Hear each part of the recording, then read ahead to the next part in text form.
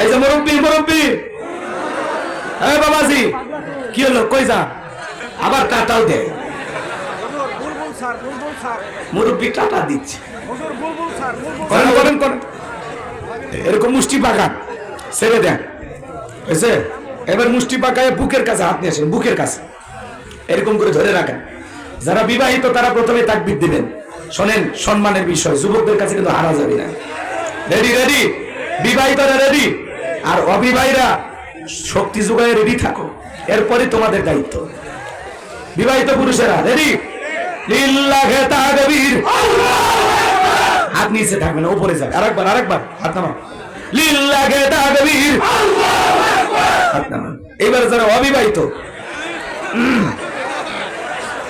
যুবকেরা রেডি, লিল্লাহি তাকবীর, হাত নামান, হাত নামান। আরেকবার, লিল্লাহি তাকবীর। পুলিশ ভাই জি কারা দিচ্ছে? লিল্লাহি তাকবীর। যুবকেরা আর শোনেন, আমরা বিয়ে করেছি, বউ বাচ্চা আছে, এদের জ্বালা যন্ত্রণায় মোটামুটি ধৈর্য আমরা ধারণ করতে পারবো, এজন্য আজকে আমরা পরাজয় মেনে নিলাম। আর যুবকদেরকে আজকের মাহফিল থেকে বিজয়ী ঘোষণা। মাসুদ ভাই কি কন, যুবকেরা বিজয়ী না? ওরা আওয়াজ দিবি তো, আমরা বুঝি তো, ওরা তো সংসার করেনি, এমনি আওয়াজ ঠান্ডা হয়ে যায়। ঠিক আছে, চলেন আলোচনা শুরু করা যাক। একটার আগে কেউ ওঠা বসার করার চিন্তা ভাবনা করবেন না, আমি একটার আগে দোয়া করার চিন্তা করবো ইনশাআল্লাহ। কথা বলবো পবিত্র কোরআনুল কারীমের 108 নম্বর সূরা, সূরাটির নাম কাউসার। জোরে বলেন কি নাম? সূরার নাম আরো জোরে, জোরে বলো না। মিছিল করার অভ্যাস করে, সামনে মিছিল করার দিন আসতেছে, কি বলেন? সূরার নাম কাউসার। মোট আয়াত আছে 3টি, রুকু আছে 1টি। বিশ্ব নবী মক্কার জিন্দেগিতে এই সূরাটি নাজিল হয়েছে। কোরআনুল কারীমের 108 নম্বর সূরা। মনে থাকবে তো ইনশাআল্লাহ? জবান ছেড়ে সবাই একটু মহব্বতে আমার সঙ্গে তেলাওয়াত করুন। আউযু বিল্লাহি মিনাশ শাইতানির রাজীম, বিসমিল্লাহির রাহমানির রহিম। বিতাড়িত মুর্দা শয়তানের কাছ থেকে আল্লাহ পাকের কাছে আশ্রয় প্রার্থনা চাচ্ছি। পরম কোন অসীম দয়ালু আল্লাহ তাআলা নামে শুরু করছি। ইন্না আ'তাইনাকাল কাউসার ফাসাল্লি লিরাব্বিকা ওয়ানহার ইন্না শানিয়াকা হুয়াল আবতার। আল্লাহু আকবার। আপনার লিখেছে তাফসীরুল কোরআন মাহফিল। আলোচনা তাফসীর ভিত্তিক হওয়া দরকার আছে না? না, দিল দিয়ে কথাগুলো বুঝবেন। যে কোনো আয়াত বা সূরার তাফসীর করতে হলে কোন প্রেক্ষাপটে কোন সময় আল্লাহ তাআলা তার হাবিবের উপরে সেই সূরাটি বা আয়াতটি নাজিল করেছেন, সেই নাজিলের প্রেক্ষাপট জানা দরকার আছে না? নাই। আরবিতে বলা হয় শানি নজুল। যদি শানি নজুল আলোচনা করা হয় তাহলে তাফসীর বুঝতে সহজ হয়। প্রত্যেকটা আয়াত এবং সূরা নাজিলের পিছনে কি আছে? প্রেক্ষাপট আছে। এমনি এমনি নাজিল হয় নাই। কথা কি বুঝতে পারতেছে? সেই নাজিলের শানি নজুল একটু জানার দরকার আছে না? নাই। সেই নাজিলের সময়টা, প্রেক্ষাপটটা কেমন ছিল আমি কি একটু তুলে ধরবো? অনুমতি দিলেন? শুরু করে দেবো ইনশাআল্লাহ। বাবাজিরা আমার, দিল দিয়া কথাগুলো বোঝার চেষ্টা করবেন। নবীর প্রিয় সাহাবী হযরত আনাস রাদিয়াল্লাহু তাআলা বলেন, নবীজি কাবার হাতিমে হেলান দিয়া বসা, আমি তাকায় দেখি নবীজির মনটা ভীষণ খারাপ, মুখটা মলিন, চোখের কোণা দিয়া অশ্রু ঝরতেছে। হযরত আনাস দেখে বলেন, কিছুটা সময় অতিবাহিত হয়ে যাওয়ার পরে আমি তাকায় দেখি আমার নবীজি মুস্কি মুস্কি হাসতেছেন। বলুন সুবহানাল্লাহ। আমার নবী কেন কাঁদেন, কেন হাসেন, এর কারণ আছে না? নাই। হযরত আনাস দেখে বলেন, নবী এই মাত্র দেখলাম আপনার মনটা খারাপ, মুখটা মলিন, চোখের কোণা দিয়ে অশ্রু ঝরতেছে, আবার কেন মুস্কি মুস্কি হাসেন? আমার নবী কেন কাঁদেন, কেন হাসেন, এর পিছনে রহস্য আছে না? নাই। নবীজির মনটা কেন খারাপ? কারণ হলো নবীজির কলিজার টুকরা ছেলে সন্তানগুলো জন্মগ্রহণ করে আর একে একে ছেলে সন্তানগুলো মারা যায়। একটা ছেলে সন্তানও জীবিত থাকে না, জন্ম নেয় আর মারা যায়। আবুল কাসেম মারা যায়, আবু তাহের মারা যায়, ইব্রাহিম মারা যায়। বাবা হিসাবে নবীর মনেও কষ্ট লাগে কিনা?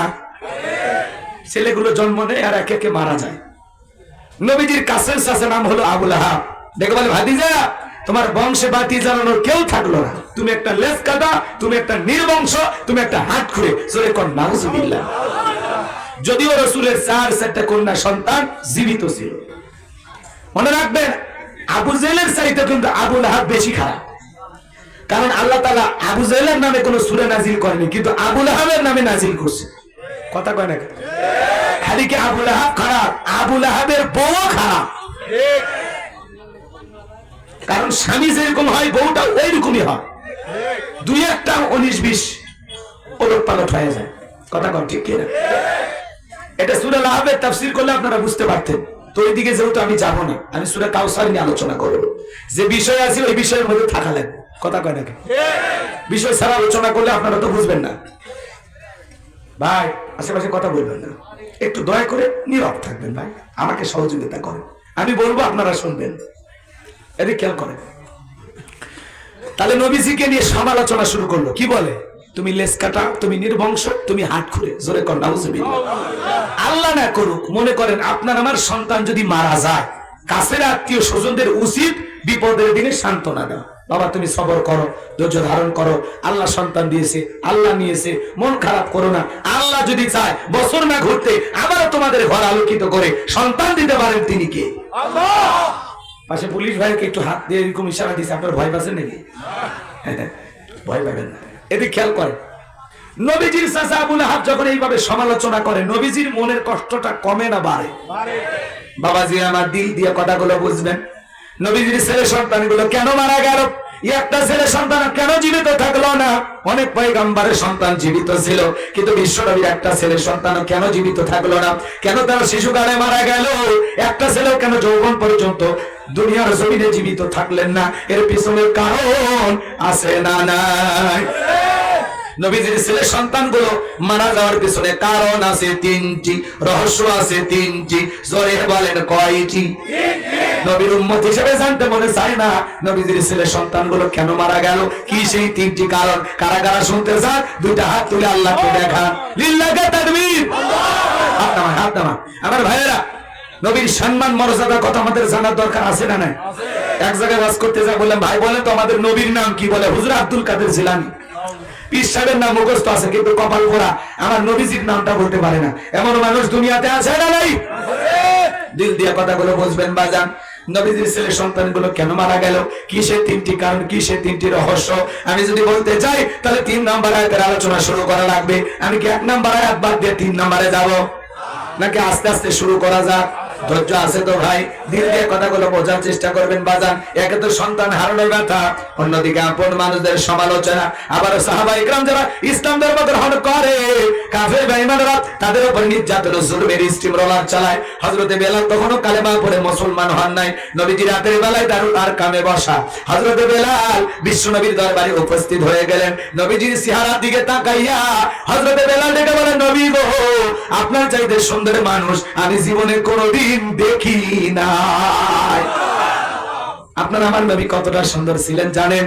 হযরতে জাবির রাদিয়াল্লাহু তাআলা বলেন, পূর্ণিমা রাত আমি রাসূলের বাড়িতে গিয়েছিলাম। সেদিন দেখেছিলাম চাঁদ উদয় হয়েছে 2টা, একটা চাঁদ আসমানে আর একটা চাঁদ জমিনে। হযরতে জাবির বলেন, আমি একবার আকাশের পূর্ণিমার চাঁদের দিকে তাকাই, আর একবার বিশ্বনবীর চেহারার দিকে তাকাই। হযরতে জাবির বলেন, ওই আকাশের পূর্ণিমার চাঁদের চাইতে বিশ্বনবীকে আমার কাছে বেশি সুন্দর মনে হয়। সুবহানাল্লাহ, জোরে বলবেন না? কষ্ট হয় আপনাদের? বাজান গো আমার, আপনার আমার নবী কতটা সুন্দর ছিলেন জানেন? আম্মা জান আয়েশা ডেকে বলেন, যারা ইউসুফ নবীর চেহারার দিকে তাকাইয়া মিশরের নারীরা ফলকার থেকে আঙ্গুল কেটে ফেলে দিয়েছিল, ওরা যদি আমার বিশ্ব নবীর চেহারার দিকে তাকাইতো, শুধুমাত্র আঙ্গুল নয়, আঙ্গুল কাটতে কাটতে, হাত কাটতে কাটতে কখন যে নিজের কলিজা কেটে দুফাক করে দিত, মুহূর্তের যেন বের পাইতো না। আপনার আমার নবী এতটাই সুন্দর, কতটা সুন্দর ছিলেন। আম্মা জান আয়েশা আরো বলেন, ও দুনিয়ার মানুষ, তোমাদের একটা সূর্য আছে, আমি আয়েশার একটা সূর্য আছে। তোমাদের সূর্য উদয় হয় দিনের বেলায়, আর আমি আয়েশার সূর্য উদয় হয় রাতের বেলায়। আম্মা জান আয়েশা বলেন, একদিন আমি সেলাইয়ের কাজ করতেছিলাম, হাত থেকে সুইটা পড়ে গেল, বাতিতে কোনো তেল ছিল না, বাতি জ্বালাইতে পারলাম না, অপেক্ষায় আমি বসে থাকলাম। বিশ্বনবী যখন এশার সালাত আদায় করার পরে ঘরের ভিতরে প্রবেশ করলেন, সর্বপ্রথম আম্মা জান আয়েশাকে নবীজি সালাম দিলেন। নবীজি ঘরে ঢুকে স্ত্রীকে কি দিলেন? একটু জোরে বলেন না বাজান। রাগ করতেছেন মনে হয়? দিল দিয়ে কথাগুলো বোঝার চেষ্টা করবেন বাজান বাবা। আপনি আমি যখন ঘরে প্রবেশ করব, বিবিকে সালাম দিব, আসসালামু আলাইকুম রহিমা, কেমন আছো সোনা? ঘরের দরজাটা খোলো না, আমি তোমার লিটনের বাপ, তোমার দিওয়ানা। বউ খুশি হয়ে দরজা খুলবে, আপনি ঘরে ঢোকার সময় বিবিকে সালাম দিবেন, এটা রাসূলের সুন্নাত। কথা কয় না, বউকে সালাম দিবেন। অনেকে বাড়ির দরজা যায় সব রাগ যায়, এ রুবেলের মানে দরজা খোল, বেশি দেরি হলে দরজা ভেঙে ফেলে দেয়া, আজ তোর বিটার উপর কি যাবে রে? ভিতর থেকে বউ বলে, রে স্বামী না সেকে না যাই। কথা কোন ঠিক কিনা? শোনে, বউকে বাড়ির যে সালাম দিবেন। স্বামী ঘরে ঢুকে কিছু বলে না, বউ কিছু বলে না, দুইজনে বোবা, বোবার সংসার। আবার ঝগড়া লাগলে পুরো গ্রাম মাথা তুলে ফেলে দেয়। সালাম কালাম নেই, আদব কায়দা নেই, ঘরগুলো অশান্তি তো থাকবেই। কথা কন, বউকে সালাম দিবেন। সালাম আছে যেখানে শান্তি আছে, সালাম আছে যেখানে সমাধান আছে। অনেক বড় বড় ঝামেলা সালামের মাধ্যমে সমাধান হয়ে যায়। স্বামী স্ত্রীর মধ্যে সালাম আদান প্রদান হলে আল্লাহর পক্ষ থেকে রহমত নাজিল হয়। আল্লাহু আকবার বলেন। এই যুবকে কি, এর আগে বললাম না কালেকশনের সময় মাথা গরম করাই না। রাত 12টার পরে আমার মাথা কিন্তু কাজ করে না। আমি আপনাদেরকে আগেই বলছি যে ওই সুযোগে ভেগে যান। এখন তুই একজন ওটা বাসা করছেন কেন? কি হয়েছে? কিসের পেশাব লাগে পুরুষের? পেশাব লাগবি জামালপুর, পেশাব করবি বগুড়ে শেরপুর, ওটা হলো পুরুষ। আধা ঘন্টা 1 ঘন্টা পেশাব একজন পুরুষ। এত কষ্ট করে আসলাম, এত জার্নি করে আসলাম, কি পছন্দ হয় না আমার কথা? ভালো লাগে না? ভালো লাগার তো কিছুই শুরু করিনি, একটু অপেক্ষা করেন। এটা তো মেশিন না একবারে চালু করা যাবে, আস্তে আস্তে চালু করা লাগে। কথা ঠিক কি না? যুবক যারা আছো নিরাশ হয় না, তোমরাও যুবক, আমিও যুবক। পৃথিবীর অবস্থা করুন, বক্তার দরকার করুন। মুরব্বী হলে সুবহানাল্লাহর বাইরে যাবে না, যুবক হলে তার 2-1 গুতা মারবে। বুঝেন, একটু অপেক্ষা করো। মা বোন যারা আছেন একেবারে নিরাশ হবেন না। মা বোনদের জন্য হালকা সাইজ করার দরকার আছে না? কারণ মা বোনেরা ঠিক, ঘর ঠিক, দুনিয়া ঠিক। ঘরে শান্তি, দুনিয়ার সব জায়গায় শান্তি। এই যে বউকে সালাম দেওয়ার কথা বলতেছি, পাগলিরা খুব খুশি। যাক, হুজুর আছে 150 বছর আল্লাহ হায়াত বাড়ায় দিন। রাগ করতেছেন মনে হয় বাজান? দিলের কথা কান দিয়ে কথা বলে বুঝে যাবেন বাজান। বউকে সালাম দেওয়ার পরে লোকজন যদি না থাকে, বউয়ের হাত ধরে মুসাফা করবেন। কার হাত? এই যুবকে, এই মোবাইল পকেটে ঢুকাও। কি আমার কথা বোঝো না? এটা ফ্রি ফায়ার, পাবজি বা মোবাইল ফেসবুক টিপার জায়গা না। এদিকে তাকাও। যদি কথাগুলো মনোযোগ দিয়ে না শোনো, তাহলে বইলে তো আমার লাভ নাই। আমি কথা বলবো, তোমরা মোবাইলে ব্যস্ত, তাহলে কি হইল? আমি কি বলছি? বইয়ের হাত ধরে কি করা লাগবে? মুসাফা। এই যুবক, কার হাত? বইয়ের হাত। পাশের বাড়ি ভাবির হাত না, ধরলে ঝাঁটা দিয়ে দিতে। বইয়ের হাত ধরে মুসাফা করবেন। একেবারে যদি ময়দান ফাঁকা থাকে, কোলাকুলিও সেরে নেবে। আপনারা যদি দাম্পত্য জীবনে সুখ আর শান্তি পেতে চান, রাসূলের 4টে সুন্নাত আমল করা লাগবে। আজকে সকালে বিয়ে করে বিকেলে তালাক দেয়, দাম্পত্য জীবনে কোনো শান্তি নাই। ঘরে জ্বালা, বাহিরে জ্বালা, জীবন হইছে ফালা ফালা। আপনারা কি জীবনে শান্তি পেতে চান? তো রাসূলের 4টে সুন্নাত আমল করা লাগবে। এই 4টি রোমান্টিক সুন্নাত যদি আপনারা দাম্পত্য জীবনে স্বামী স্ত্রী আমল করতে পারেন, আপনাদের সম্পর্ক মৃত্যু পর্যন্ত টিকে থাকার গ্যারান্টি। কি সেই 4টে সুন্নাত শুনবেন? হাত তুলে দেখি, এখনই যদি বলি আলোচনা এলোমেলো হয়ে যাবে। একটু শেষের দিকে মনে করা দিবেন, যদি সময় হয় অবশ্যই আমি বলবো ইনশাআল্লাহ। তাহলে ভাইরা আমার, দিল দিয়ে কথাগুলো বুঝবেন। তাহলে বউকে যা বাড়িতে সালাম দিবেন। এক জায়গায় ওয়াজ করলাম, এক যুবক বলে, হুজুর বউকে সালাম দিতে গিয়ে শরম লাগে। আমি তখন বললাম, তুমি বিয়ে করছো? কি করেন হুজুর? 3 সন্তানের বাবা আমি তখন বললাম, স্ত্রী সহবাসের একটা দোয়া আছে, তুমি কি জানো? হুজুর, এটা দোয়া করার টাইম। কথা বল না কেন? বউকে সালাম দিতে গিয়ে শরম লাগে, আবার এদিকে বাচ্চাও হয়ে যায়। এরকম কথা যারা বলবে বুঝবেন, ওটা শরম না, ওটা হলো শয়তানি। কারণ আপনার স্মরণ এত বেশি হইলে আপনার বইয়ের তো বাচ্চা হওয়ার কথা না। এই জন্য এই সুন্নত গুলো আমল করতে কোনো অজুহাত খুঁজবেন না। বউকে সালাম দিলে স্বামী স্ত্রীর সম্মান, বইয়ের কাছে স্বামী ছোট হয় না। আর বইয়ের কাছে ছোট হওয়ার কি আছে? ওর তো আমার আপন মানুষ, কলিজার মানুষ। কথা কন না কেন? বইয়ের চাইতে একটা পুরুষের জীবনে আপন কে আছে? মা বাবাটা ভিন্ন জিনিস, ওই আপন আর এই আপন এক না। কথা কয় না গো? ওটা হলো জননী আর এটা হলো সহধর্মিনী। বোঝেন না? পরে বুঝাইতেছি। কষ্ট হয় নাকি আপনাদের? বাজান গো, আমার দিল দিয়া কথাগুলো বোঝার চেষ্টা করবেন। তাহলে সালাম আছে যেখানে শান্তি আছে। প্রথম প্রথম হঠাৎ করে বউকে সালাম দিলে বউ বলতে পারে কারে সালাম দিলাম। যদি বলেন শাপালি তোরেই দিলাম, বলতে পারে আজকে এবার কোন হুজুরের মুরিদ নিয়ে বাড়িতে ঢুকলা, সেদিনই তো মুখের কাছে কলা চুরি করলে। কারণ বউ আপনার আমার ব্যক্তিগত জীবনের অনেক বিষয় জানে। কথা কোন ঠিক কিনা? বাজান গো, আমার দাম্পত্য জীবনের সুখ যদি পেতে চান, বাড়িতে যা সালাম চালু করবেন। আমার ভাইরা যে কথা বলতে চাই, আম্মা জান আয়েশা ডেকে বলেন, নবীজি সালাম দিয়ে ঘরে প্রবেশ করলেন, নবীর চেহারার আলোতে সুইটা কই পড়ে আছে আমি পরিষ্কার দেখতে পেয়েছি। আম্মা জান আয়েশা আরো বলেন, ভালো করে বুঝবেন বাজান, অনেক কথা এই জায়গা আছে, আমি আর সামনের দিকে যাওয়ার সুযোগ পাবো না। আপনারা আমার নবীর সম্মান মর্যাদা কত জানেন? যে নবী এদিকে খেয়াল করেন, যে নবী হ্যাঁ বললে পুরো পৃথিবীবাসীর জন্য আল্লাহ পাক হালালে পরিণত করে দেয়। যে নবী না বললে পুরো পৃথিবীবাসীর জন্য আল্লাহ পাক হারামে পরিণত করে দেয়। জমিনে পা চললে আসমানের মেঘ এসে ছায়া প্রদান করে। যে নবীর চেহারার উপরে মশা মাছি করা হারাম। নবীজির শরীর যখন ঘেমে যেত, আম্মা জানেরা রাসূলের দেহের ঘামগুলো শিশিতে জমা রাখতেন। বিশেষ দিনে নবীজির দেহের ঘামগুলো সুগন্ধি হিসাবে ব্যবহার করা হতো। যে নবী আসমানের চাঁদের দিকে ইশারা করলে চাঁদ দুই টুকরো হয়ে যায়। জমিনে পা তুললে মাওলা পাকের আরশে আজিমে পৌঁছে যায়। সুবহানাল্লাহ বলবেন না? যে ছাগলের স্তনে দুধ নাই, বিশ্ব নবীর হাত লেগে গেলে দুধে পরিপূর্ণ হয়ে যায়। যে খাবার 2-3 জন মানুষ খেয়ে শেষ করে ফেলে দিবে, ওই খাবারে রাসূলের হাতটা লেগে গেলে শত শত মানুষ খাবার খেয়েও যেমন খাবার তেমনি থাকে। মক্কা নগরীতে একজন মহিলা, তার স্বামী মারা গেছে, 3টা সন্তান রেখে কয়েকটা দিন অনাহারে কাটাইলো। বড় ছেলেটা ডেকে বলে, মা বাবা মারা গেছে, কেউ দেশে খোঁজ খবর নিল না। ও মা, এতিমের দরদ এতিম নবী সারা দুনিয়ার কেউ বুঝবে না। চলো না মা, একটা বার আমরা নবীর কাছে যাই, আমাদের দুঃখের কথা খুলে বলি। ঈমান গ্রহণ করি আর না করি মা, একটা বার যাই আমাদের নবীর কাছে আমাদের দুঃখ খুলে বলি। মহিলা রাজি হয়ে গেল, সন্তানদেরকে সঙ্গে নবীজির দরবারে হাজির হয়ে গেল। 2টা ভাই নবীজির চেহারার দিকে তাকাইয়া বড় ভাই ছোট ভাইকে ডেকে বলে, ভাই কেমন মানুষের চেহারার দিকে তাকাইলাম, যার চেহারার দিকে তাকাইয়া মনে হয় আমার পেটের ক্ষুধা নিবারণ হয়ে গেছে। ছোট ভাই ডেকে বলে, বড় ভাই আমারও তো একই কথা, কেমন মানুষের চেহারার দিকে তাকাইলাম, মনে হয় কয়েকদিনের পেটের ক্ষুধা চলে গেছে, এই মাত্র পেট ভরে কি যেন খাইলাম। সুবহানাল্লাহ বলে। যেই নবীর চেহারার দিকে তাকাইলে ক্ষুধা নিবারণ হয়ে যাইতো। নবীর মর্যাদা একটা বাজান গো আমার, নবীর সম্মান মর্যাদা নিয়ে আলোচনা করলে এরকম শত শত রাত চলে যাবে, তবু আলোচনা করে শেষ হবে না।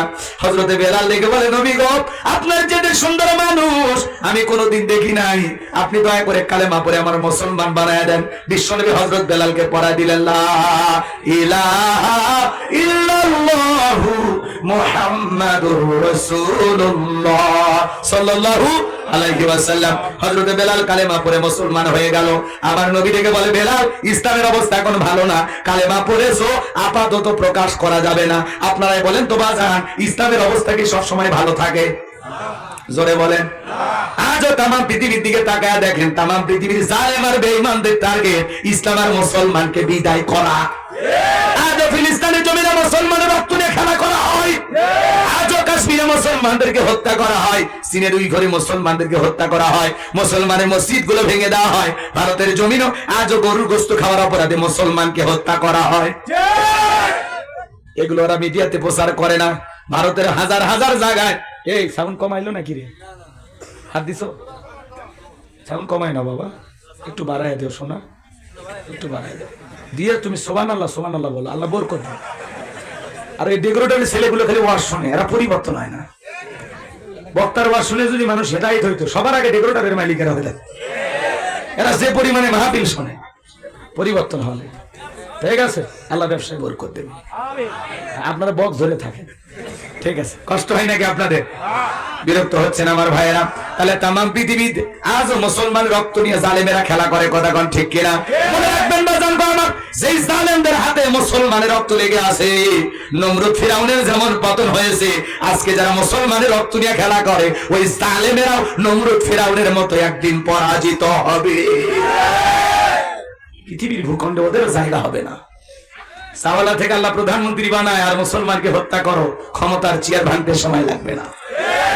কথা বলেন ঠিক কিনা? এই দেশের দিকেও তাকায় দেখেন, যাদের হাতে আলেমদের রক্ত লেগে আছে, এতিম মাদ্রাসার সন্তানদের রক্ত লেগে আছে, অসংখ্য নিরপরাধ মানুষকে যারা জেল জুলুম দিয়ে ফাঁসির দড়িতে ঝুলিয়েছিল, আজকে তারা পরাজিত।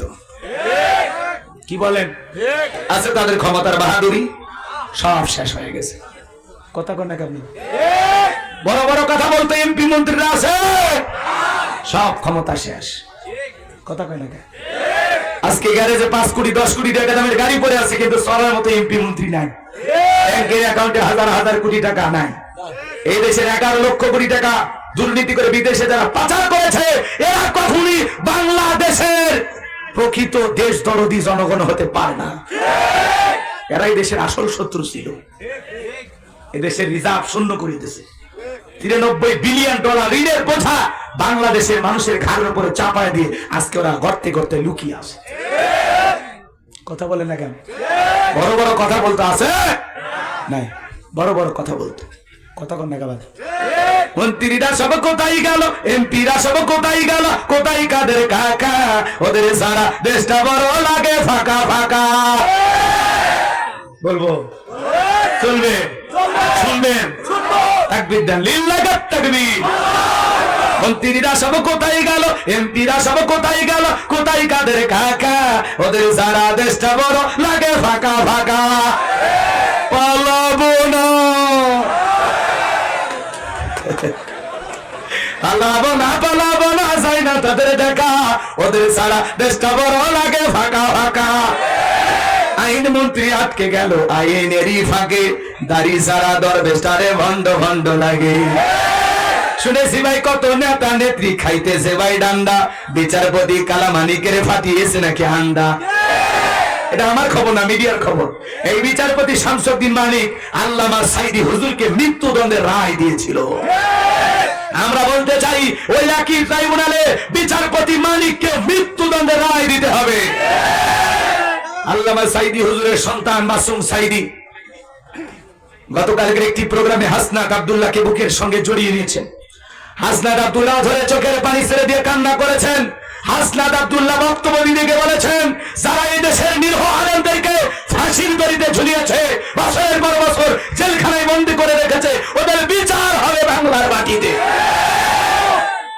এই ছেলেটাকে আমার খুব ভালো লাগে, হাসনাত আব্দুল্লাহ। কপালে নামাজের সেজদার দাগ।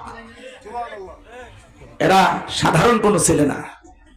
আল্লাহ এই যুবকদের হাতেই বাংলাদেশের নতুন বাংলাদেশ দান করছে। কথা বলেন? দ্বিতীয়বার আমরা দেশ স্বাধীন করতে পেরেছি হাসনাত আব্দুল্লাহদের মতো তরুণদের কারণে। আর এই নতুন বাংলাদেশ আনতে গিয়ে শত শত হাজার হাজার মানুষ পঙ্গুত্ব বরণ করেছেন, চোখ হারিয়েছেন, গুলিবিদ্ধ হয়েছেন। শহীদ আবু সাঈদ রক্ত দিয়েছেন, জীবন দিয়েছেন, মুক্ত জীবন দিয়েছেন, ইয়ামির জীবন দিয়েছেন। কথা বলেন ঠিক কিনা? শহীদের রক্ত বৃথা যেতে পারে না। আমরা হাজার হাজার তরুণ বৃদ্ধ শিশুদের রক্তের বিনিময়ে নতুন যে বাংলাদেশ পেয়েছি, এই স্বাধীনতাকে কেউ হাইজ্যাক করবে, সেই চক্রান্তর জাল আমরা ছিন্ন বিচ্ছিন্ন করে দেব। আমরা সচেতন থাকবো। সার্জিস আলমের বক্তব্য শুনে ভারতের মন্ত্রীদের টনক নড়ে যায়। ছোট মরিচের ঝাল বেশি। আমাদের তরুণেরা কথা বলতে শিখেছে। ওদের বক্তব্য শুনে মনে হয় এরা ভবিষ্যতে বড় বড় নেতা হবে। ওরা আগামীর বাংলাদেশ, ওদের চোখে আমরা নতুন বাংলাদেশের স্বপ্ন দেখি। কথা বলে ঠিক? এগিয়ে যাও হাসনাত আব্দুল্লাহ, এগিয়ে যাও সার্জিস আলম, আমরা আছি তোমাদের সাথে। আমাদের দোয়া ভালোবাসা আছে তোমাদের জন্য। এদেরকে বিভিন্ন ভাবে লোভ দেখানো হয়েছিল, হাজার হাজার কোটি টাকা। এরা লোভ দেখায় কাজ হয় নাই, এরা টাকার কাছে বিক্রি হয় নাই। বিদেশিদেরকে সেটেল করে দেওয়ার কথা বলা হয়েছিল যে যা চাও, কত চাও বলো। ছেলেগুলো বলেছে না, আমরা আমাদের ভাইয়ের রক্তের সাথে বেঈমানি করতে পারি না। এরা সত্যিকারের বীর পুরুষ, কথা বলে ঠিক কিনা? সে হাসনাত আব্দুল্লাহকে আল্লামা সাইদি হুজুরের সন্তান মাসুম সাইদি বুকের সঙ্গে জড়াই নিয়ে কান্নায় আবেগে ভেঙে পড়েছে, বলে আপনার বাবাকে আমরা রক্ষা করতে পারি। হাসনাত আব্দুল্লাহ বলেছেন, যারা এই দেশের মানুষের রক্ত নিয়ে খেলা করেছে, যাদের কারণে আমরা এতগুলো তরুণ যুবকদের জীবন প্রাণ হারিয়ে ফেলেছি, তাদের বিচার বাংলার মাটিতে হওয়া দরকার আছে না নাই? এর সাথে যারাই জড়িত প্রত্যেকের বিচার হওয়া দরকার আছে না নাই? নিরপরাধ কেউ জুলুমের শিকার হোক এটা আমরা চাই না, অপরাধী যারা তাদের বিচার হোক। এই কথা ক্লিয়ার নাকি? রাগ করতেছেন? এই বিচারপতি শামসুদ্দিন মালিক আল্লামা সাইদি হুজুরকে মৃত্যুদণ্ডের রায় দিয়েছিল, কথা বলেন। যারা ট্রাইব্যুনাল গঠন করে এদেশের সোনার মানুষদেরকে বিচারের নামে প্রহসন করেছিল, আজকে তারা ওই একই ট্রাইব্যুনালে মামলার আসামি। আল্লাহর খেলা বোঝা বড় দায়। কথায় আছে এই দিন দিন না, আরো দিন আছে, এই দিন নিয়ে যাবে সেই দিনের কাছে, সেই দিন আইসে গেছে। কথা কোন ঠিক কি না? রাগ করেছেন? এই বিচারপতি শামসুদ্দিন মালিক 116 জন আলেমের তালিকা করে দুদকের কাছে জমা দিয়েছিল। আমার মতো গাইবান্দার ভাঙ্গা বক্তা, রোল নাম্বার ছিল 23, সিরিয়ালে আমার নাম্বার কত ভাই? যারা আলেমের তালিকা করেছিল আজকে বিনা তালিকায় ওরা জেলখানায়। ছাত্র আন্দোলনের সমস্ত ছাত্রদেরকে এই মালিক রাজাকারের বাচ্চা বলতো। টকশোতে আমার এক বোন সাংবাদিক চ্যানেলের, সেই আমার বোনটাকে অপমান করে বলেছিল রাজাকারের বাচ্চা। এখন তোমার কেমন লাগে? কথা বল না কেন? এদের বিচার হওয়া দরকার আছে না নাই? পলকের ঝলক গেল, পলকের ঝলক গেল, থামিয়ে নেদের ঝাঁকা, ওদের সারা দেশটা বড় লাগে ফাঁকা ফাঁকা। কোথায় গেল সংসদেতে মমতাজের গান, কোথায় গেল হযরত বলা স্বামী ওসমান? 70 টাকা তাহাজ্জুদ পড়তো, আবার মাঝে মাঝে কি যেন খাইতো। এরা বিরাট বড় আল্লাহর ওলি দাবি করতো, কিন্তু 5 তারিখে ভাগ্যে কি আছে আল্লাহর ওলিরা জানতো না। মাইক পাইলে অহংকার নেব তো খেলা হবে, খেলা হবে। আজকে পুরো বাংলাদেশের মাঠ পড়ে আছে, কিন্তু শামীম ওসমানের মতো খেলোয়াড় নাই। আসেন দুলা ভাই, বিদেশে লুকে আছেন কেন? আসেন, খেলা হবে।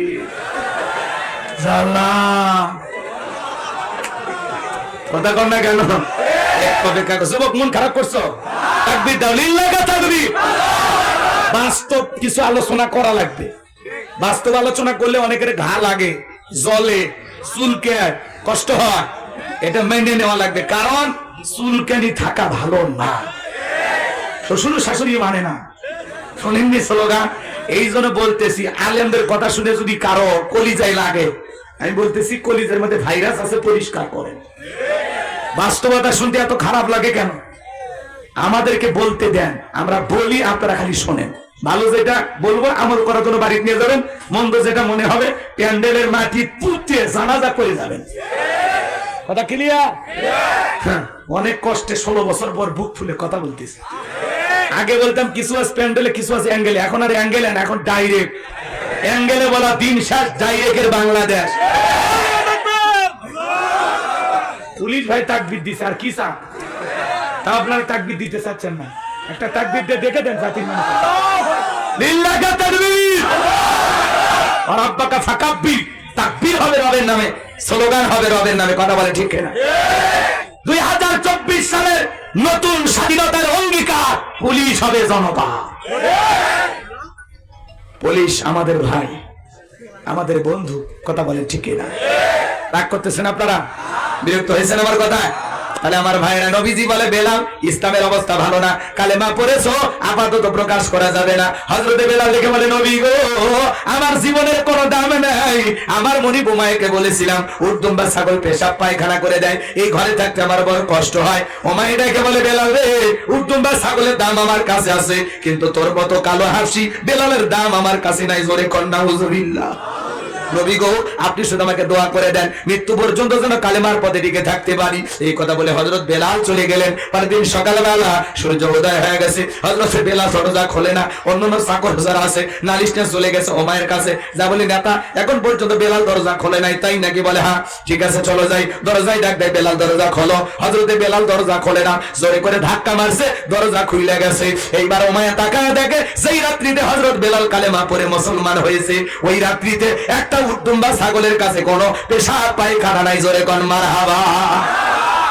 এইবার ওমায়া ডেকে বলে, এ চাকরের দল, বেলালের বিরুদ্ধে মিথ্যা অভিযোগ দাও। তোমরা যখন ঘুমাচ্ছিলে বেলাল তখন ময়লা আবর্জনা পরিষ্কার করেছে, তাকায় দেখো না একটা উটদুম্বা ছাগলের কাছে কোনো পেশাব পায়খানা নাই, যাও নিজেদের কাজ করো। ওদেরকে তাড়িয়ে দেওয়ার পরে এক পা দুপা করে বেলালের কাছে চলে আসলেন। হযরতে বেলাল পিঠটা লাগায়া জিহ্বা নাড়ায়া জিকিরি করে কার?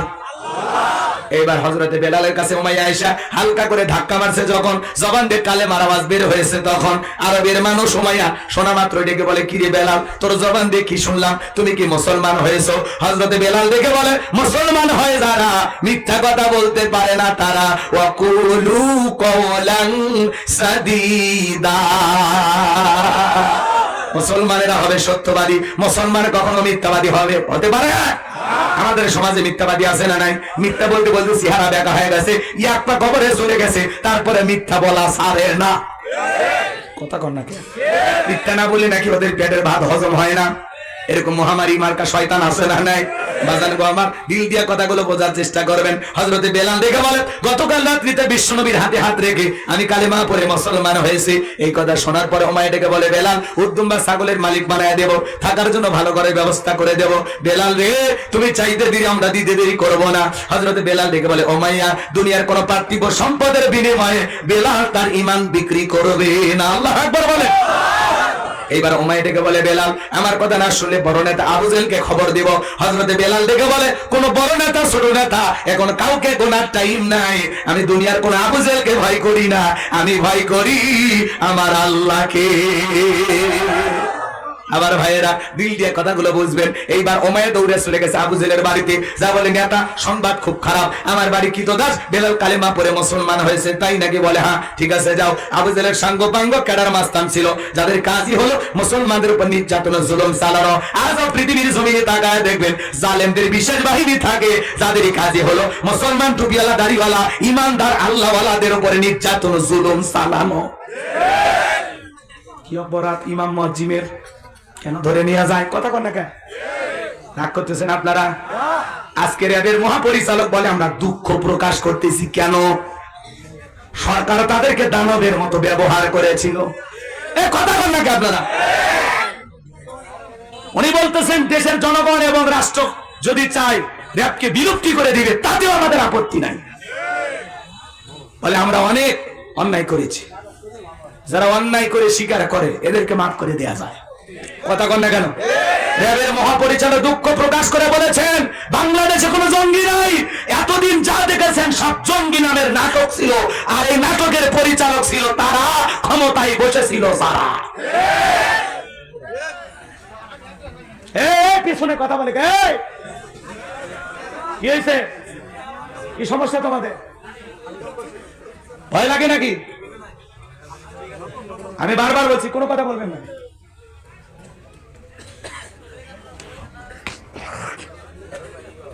থাকতেই পারে 16 বছরের মহাব্বতের মানুষ, বলে দেখার টাইম আছে আমার? কথা বল নাকি আপনারা? কণ্ঠ আছে যতদিন, হক কথা বলবো ততদিন। দাওয়াত পাওয়ার আসে ওয়াজ করলে হবে না, ওয়াজ করা লাগবে আল্লাহ তাআলাকে রাজি খুশি করার জন্য। বাস্তবতা তুলে ধরতে হবে। ওনারা দুঃখ প্রকাশ করতেছেন, তার মানে পরিষ্কার বোঝা যায় তাদেরকে ব্যবহার করেছিল তারা। কথা কন নাকি আপনারা? আজকে আস্তে আস্তে থলের বিড়াল সব বের হয়ে আসবে, সময় মতো আপনারা বুঝতে পারবেন মূল কলকাঠি কারা নেমেছিল। আমরা তাই তো বলি এত সুন্দর দেশে কোথা থেকে জঙ্গি এলো? কথা কন নাকি?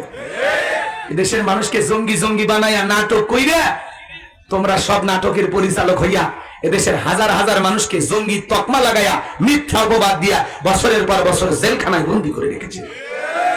এমন আছে আসামি জঙ্গির অপবাদ দিয়া মা সহ শিশু সহ জেলখানায় এখনো বন্দী। কথা বল না কেন? আমরা বলতে চাই প্রশাসনের ভাইদেরকে এবং বর্তমান দায়িত্ব নিয়ে যারা বসবাস, যারা অন্তর্বর্তীকালীন সরকারের প্রধান আছে, তাদেরকে বলতে চাই, খুব দ্রুত গতিতে দেশের চার দেয়ালের ভিতরে যারা জেল জুলুমের নির্যাতনের শিকার হয়ে বিনা দোষে বিনা অপরাধে আছেন, এদেরকে দ্রুত মুক্ত আকাশে বের করে দেন।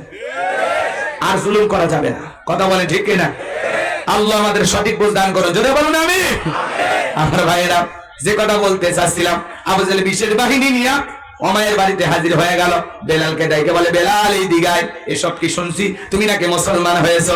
হযরতে বেলাল ডেকে বলে, হ্যাঁ, আমি গতকাল রাত্রিতে বিশ্বনবীর হাতে হাত রেখে কালেমা পড়ে মুসলমান হয়েছি।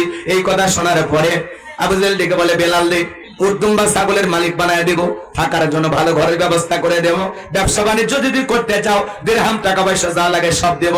চতুর্থ নাম্বার অপশন থাকতেছে, বেলাল তুমি চাইতে দেরি, তোমার চাহিদা পূরণ করতে দেরি হবে না, শুধুমাত্র একটাই শর্ত, আব্দুল্লাহর বেটা মুহাম্মদ সাল্লাল্লাহু আলাইহি সাল্লামের ধর্ম ত্যাগ করে আবারও বাপ দাদা ধর্মে ফিরে আসো। হযরতে বেলাল বলে, আবু জেহেল রে, দুনিয়ার কোন পার্থিব সম্পদের বিনিময়ে বেলাল তার ঈমান বিক্রি করবে না। দুনিয়ার সব সম্পদ যদি এক পাল্লায় দিতে চাও, দুনিয়ার সম্পদ ছাড়তে রাজি, কিন্তু নবীজির কালেমা ছাড়তে রাজি নাই। আল্লাহু আকবার বলে।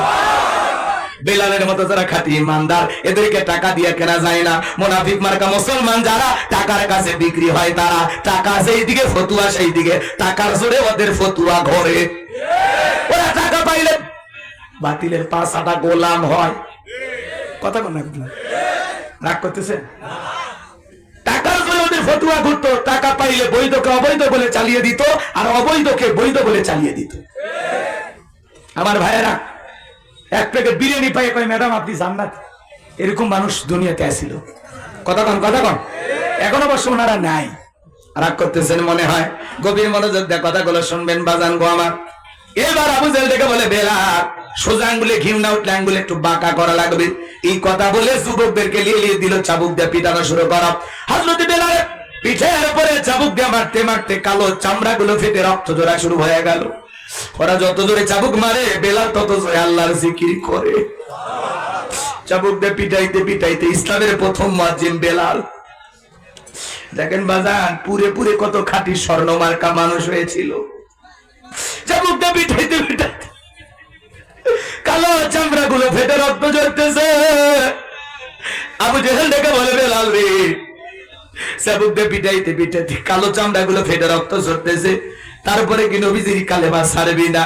হযরতে বেলাল ডেকে বলে, আবু জেহেল রে, মারতে মারতে যদি মেরে ফেলে দাও, জীবনটা দিতে রাজি, নবীজির কালেমা ছাড়তে রাজি না।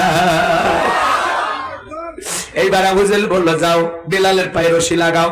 হযরতে বেলালের পায়ে রশি লাগায় উঠের পায়ের সাথে বেঁধে মরুভূমির উত্তপ্ত গরম বালি, আরবের বালিগুলো এত গরম, চাল দিলে মুড়ি হয়ে যাইতো। সেই বালির উপরে শেষরায় ঘোরা হলো, বাবলা গাছের কাটা গুলো জিব্বার ভিতরে পেরেগের মতো মারা হলো।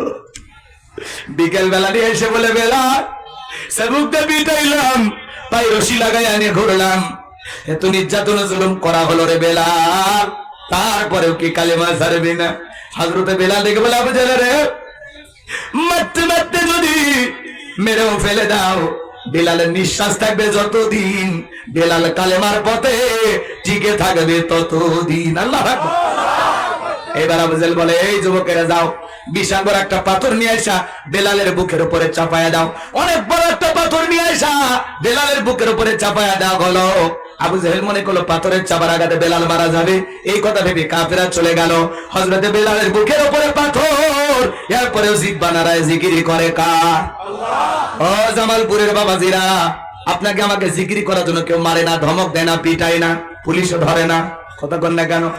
জিকিরি করার জন্য আপনাকে আমাকে আজ পর্যন্ত কেউ পিটাইছে? পিটাই নাই। কিন্তু তারপরে আমরা কপাল করে আল্লাহর জিকিরি করি না। জিকিরি করার জন্য আলাদা সময় লাগে না, দোকানদারি করতে করতে জিকিরি করা যায়, মাঠে কাজ করতে করতে জিকিরি করা যায়, রিক্সা ভ্যান চালাতে চালাতে জিকিরি করা যায়, রাস্তায় পথ চলতে চলতে জিকিরি করা যায়, ধ্যানে জ্ঞানে সবসময় আল্লাহর জিকিরি করা যায়। কথা বলেন না কেন? হাদিস শরীফের ভিতরে আসছে, যার জিহ্বাটা আল্লাহর জিকিরে তরতাজা থাকবে, আল্লাহর জিকিরে ভিজা থাকবে, ওই জিহ্বাওয়ালা মানুষ কোনদিন জাহান্নামের আগুনে জ্বলবে না। বলেন সুবহানাল্লাহ। আল্লাহ রাব্বুল আলামিন বলেন ফাযকুরুনি আযকুরুকুম ওয়াশকুরুলি ওয়ালা তাকফুরুন, তোমরা আমারে স্মরণ করো, আমি আল্লাহ তোমাদেরকে স্মরণ করব। কৃতজ্ঞতা প্রকাশ করো, অকৃতজ্ঞ হয়ো না। তাহলে সব সময় জবানে জিকির চালু রাখবো কার? আল্লাহ। সুবহানাল্লাহ সুবহানাল্লাহ, আলহামদুলিল্লাহ আলহামদুলিল্লাহ, আল্লাহু আকবার আল্লাহু আকবার, লা ইলাহা ইল্লাল্লাহ লা ইলাহা ইল্লাল্লাহ লা ইলাহা ইল্লাল্লাহ। পারবো তো ইনশাআল্লাহ? আল্লাহ আমাদের সবাইকে জিকিরকারী বান্দা হিসেবে কবুল করুন, জোরে বলুন আমিন। হযরত বেলাল চোখের কোণা দিয়ে পানি ঝরতেছে, জিহ্বা দ্বারা আল্লাহর জিকির করার ডেকে বলে আল্লাহ। আমার বুকের উপরে পাথর থাকার